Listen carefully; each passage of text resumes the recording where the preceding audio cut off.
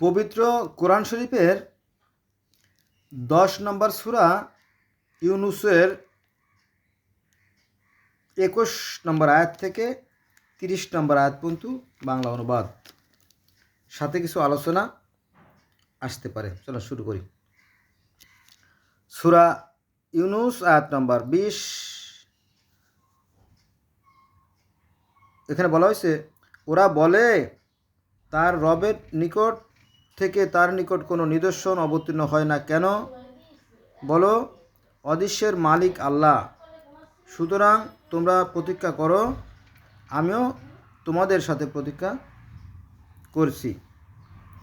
সূরা ইউনুস আয়াত নম্বর 21। এবং আমি মানুষকে তাদের দুঃখ দৈন্য স্পষ্ট করার পর অনুগ্রহের আশ্বাস দিলে তারা তৎক্ষণাৎ আমার নিদর্শনকে বিদ্রোহ করে। বলো, আল্লাহ বিদ্রোহের শাস্তি দানে আরও দ্রুত। তোমরা যে বিদ্রোহ করো তা আমাদের ফেরেশতাগণ লিখে রাখে।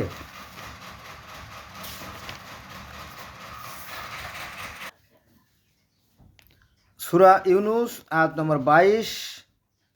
তিনি তোমাদের জলে স্থলে ভ্রমণ করান এবং তোমরা যখন নৌকা আরোহী হও এবং নৌকাগুলো আরোহী নিয়ে অনুকূল বাতাসে চলতে থাকো এবং তাতে ওতে আনন্দিত হয়, পরে যখন তীব্র বাতাস এবং চতুর্দিক হতে তরঙ্গমালা ধেয়ে আসে এবং তারা তার দ্বারা পরিবেশিত হয়ে পড়েছে, মনে হয় তখন তারা আল্লাহর অনুগত্য বিশুদ্ধ চিত্তে ডেকে বলে, তুমি এ হতে মুক্তি দিলে আমরা কৃতজ্ঞের অন্তর্ভুক্ত হব। অর্থাৎ মানুষ যখন সুখে থাকে তখন সৃষ্টিকর্তাকে ভুলে যায় এবং যখন বিপদগ্রস্ত হয় তখন সৃষ্টিকর্তাকে বারবার ডাকতে থাকে। সূরা ইউনুস আয়াত নম্বর 23। অতঃপর তিনি যখনই তাদের বিপদ মুক্ত করেন তখনই তারা দেশে অন্যায়ভাবে দৌরাত্ম্য করতে থাকে। হে মানুষ, তোমাদের দৌরাত্ম্য বস্তুত তোমাদের নিজেদের প্রতি বর্তাবে। অর্থাৎ তোমাদের দৌরাত্ম্য তোমাদের পরিবর্তন, অর্থাৎ তুমি যেমন কর্ম করতেছো অন্যায় কাজ, এর ক্ষতিকর প্রভাব তোমার উপরই পড়বে। সে কথা আল্লাহ বলেন, ইহা পার্থিব জীবনের সুখ, পরে আমার দিকেই প্রত্যাবর্তন হবে, তখন তোমরা যা করতে তোমাদের জানিয়ে দেব। তোমাদের এই পার্থিব জীবনের ক্ষণিকর সুখ তোমাদের জন্য বড় ক্ষতিকর হয়ে যাবে, কারণ তোমাদেরকে আমার কাছে ফিরে আসতে হবে। সেই কথা আল্লাহ বলতেছেন আর কি। সূরা ইউনুস আয়াত নম্বর 24। পার্থিব জীবনের দৃষ্টান্ত বৃষ্টির ন্যায়, যা আমি আকাশ হতে বর্ষণ করি এবং যা দিয়ে ভূমি উদ্ভিদ ঘন সন্নিবিষ্ট হয়ে উদগত হয়, যা হতে মানুষ ও জীবজন্তু আহার করে থাকে। অতঃপর যখন ভূমি তার শোভা ধারণ করে ও নয়নাভিরাম হয় এবং ওর অধিকারীগণকে মনে করে এ তাদের আওতাধীন, তখন দিনে অথবা রাতে আমার নির্দেশ এসে পড়ে, আমি তা এমনভাবে নির্মূল করে দেই যেন ইতিপূর্বে তার অস্তিত্ব ছিল না। এভাবে আমি চিন্তাশীল সম্প্রদায়ের জন্য নির্দেশনাবলী বিশদভাবে বিবরণ করি। সূরা ইউনুস আয়াত নম্বর 25। আল্লাহ শাস্তির আবাসের দিকে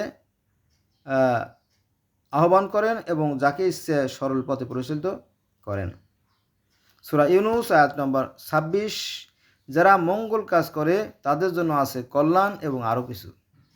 মঙ্গল কাজ মানে ভালো কাজ, মঙ্গল মানে ভালো কাজ যারা করে তাদের জন্য আছে ভালো, আরও কিছু আছে, তাই না? আমরা জানি যে ভালো কাজের ফল আর কি হতে পারে ভালো ছাড়া, তাই না? আর যিনি সৃষ্টিকর্তা তিনি তো সূক্ষ্ম বিচারক, তাই না? এই জন্য কী করতে হবে? ভালো কাজ করতে হবে। আচ্ছা, আবার এই আয়াতটা আমি পুনরাবৃত্তি করতেছি। সেটা হচ্ছে যে সূরা ইউনুস আয়াত নম্বর 26। যারা মঙ্গল কাজ করে অর্থাৎ ভালো কাজ করে তাদের জন্য আছে কল্যাণ এবং আরও কিছু। মলিনতা ও অপমান ওদের মুখমণ্ডলকে আসন্ন করবে না। ওরা হবে জান্নাতের অধিবাসী, সেখানে ওরা স্থায়ী হবে। ভালো কাজ, ভালো কাজ, ভালো কাজ,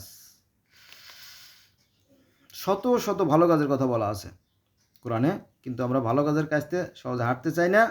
আমরা মনে করি কলেমা পড়েই জান্নাতে চলে যাব, তওবা করেই জান্নাতে চলে যাব। এটা একটা ধোঁকাবাজি আর কি। আর যদি আল্লাহ পাক সবাই জান্নাতে নেন তো ভালো, আমার তো আর কোনো লস নাই। আচ্ছা, এবার আসেন সূরা ইউনূস আয়াত নম্বর ২৭। যারা মন্দ কাজ করে তাদের প্রতিফল অনুরূপ। মন্দ, যারা মন্দ কাজ করে তাদের প্রতিফল অনুরূপ মন্দ, এবং তাদের হীনতা আচ্ছন্ন করবে। আল্লাহ থেকে ওদের কোনো রক্ষাকারী নেই, ওদের মুখমণ্ডল কোনো অন্ধকার নিশীথের আস্তরণে আচ্ছাদিত। ওরা অগ্নিবাসী, সেখানে ওরা স্থায়ী হবে। বুঝছেন? মানে এখানে যারা মঙ্গল কাজ করে তাদের জন্য কল্যাণকর ফসল, আর যারা মন্দ কাজ করে তাদের জন্য আছে অমঙ্গল। সেদিন তাদের কি হবে? তাদের সে মুখমণ্ডল অন্ধকার নিশীথের আস্তরণে আচ্ছাদিত হয়ে যাবে, তাদের চেহারা মলিন হয়ে যাবে, তাদের চেহারা ফ্যাকাশে হয়ে যাবে, তাদের ভিতরে আতঙ্ক, ভীতি, জড়তা, হীনমন্যতা, দুর্বলতা, ভীরুতা, কাপুরুষতা বিরাজ করবে। তখন আর সেখান থেকে পরিত্রাণের কোনো পথ থাকবে না। অতএব আপনি যেটা করবেন সেটা আপনার ব্যক্তিগত ব্যাপার। আল্লাহ বলতেছে, খেলারাম খেলে যাও, ধরা পড়লে আর কোনো জামিন হবে না। আচ্ছা, এবার আসেন সূরা ইউনূস আয়াত নম্বর ২৮। এবং যেদিন আমি ওদের সকলকে একত্রিত করে যারা অংশীবাদী তাদের বলবো, তোমরা এবং তাদের শরিক করেছিলে তারা স্ব স্ব স্থানে অবস্থান করো, ওদের পরস্পর হতে পৃথক করে দেব, এবং ওদের শরিকরা বলবে, তোমরা তো আমাদের পূজা করতে না।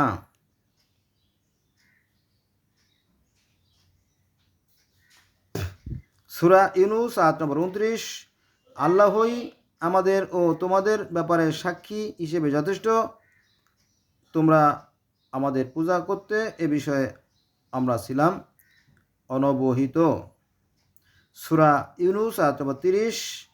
সেদিন তাদের প্রত্যেকে তার পূর্ব কৃতকর্ম সম্বন্ধে অবহিত হবে, এবং তাদের প্রকৃত অভিভাবক আল্লাহর কাছে ফিরিয়ে আনা হবে, এবং অন্তর্হিত হবে তাদের উদ্ভাসিত মিথ্যা মাবুদ। তাদের মিথ্যা মাবুদ তখন প্রকাশিত হয়ে পড়বে আর কি, সত্য জানা যাবে সেদিন। আজকে এই পর্যন্তই। আল্লাহ হাফেজ।